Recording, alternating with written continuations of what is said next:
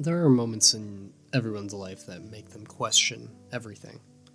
The heartbreak that came out of nowhere, the job you didn't get, the friend who drifted away. And we oftentimes sit there and wonder, why? Why would God let this happen to me? Why could something so bad happen to someone so good?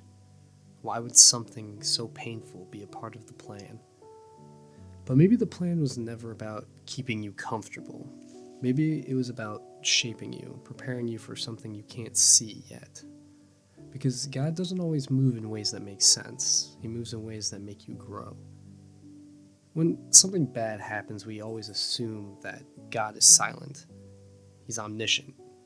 But the silence doesn't mean absence. Sometimes his quiet is the space where he's building something new. Think of all the times you thought your life was falling apart, but it was really falling into place. You lost someone, and it taught you self-respect. You failed, and it taught you humility. You broke, and it taught you how to rebuild. God never wastes pain.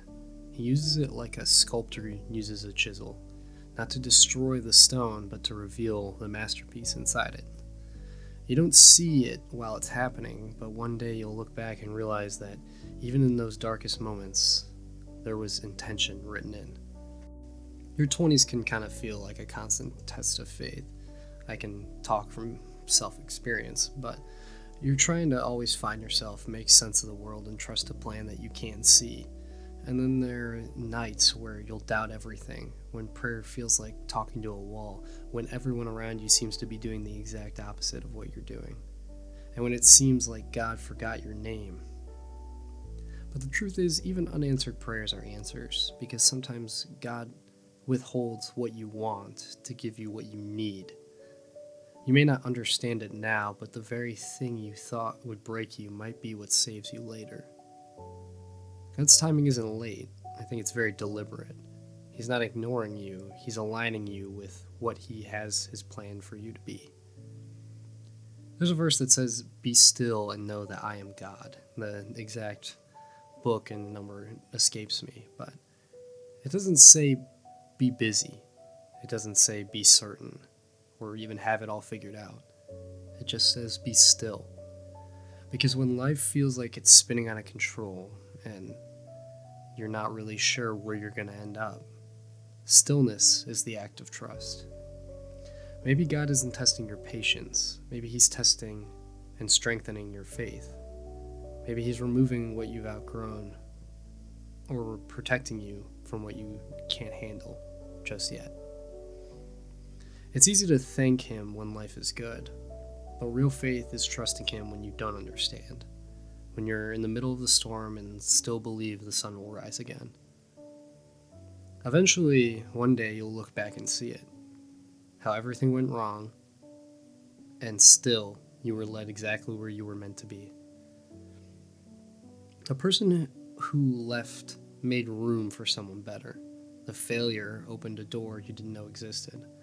The heartbreak brought you closer to God. Every tear watered the seed of who you're becoming. Every closed door was protection, not rejection. And when you realize that, you start to thank him, not just for the blessings, but for the battles too. Because the storms taught you faith, the losses taught you gratitude, and the waiting taught you patience. Maybe life isn't meant to be understood right now. Maybe faith is the courage to walk in darkness, believing that God already placed the light ahead of you. You're not behind, and you're not forgotten. You're exactly where you're supposed to be, in the middle of a story that's still being written by hands that know better than yours. So the next time something falls apart, don't curse the storm. Thank it.